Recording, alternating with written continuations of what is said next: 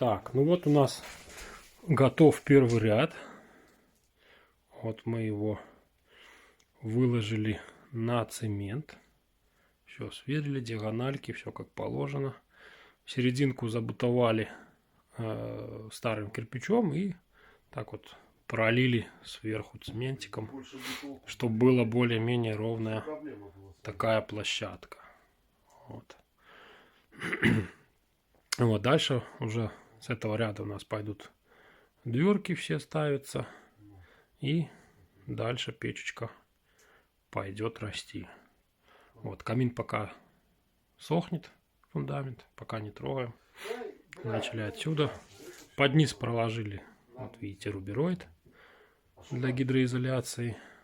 Вот, то есть вот все так красиво. Здесь чуть-чуть у нас кирпичик вот этот, видите, вот он чуть-чуть больше, чем, ну, вышел сюда от стяжки, потому что ширина нам не позволяла пола сделать шире фундамент. Мы уже не стали тут старое все это выдирать.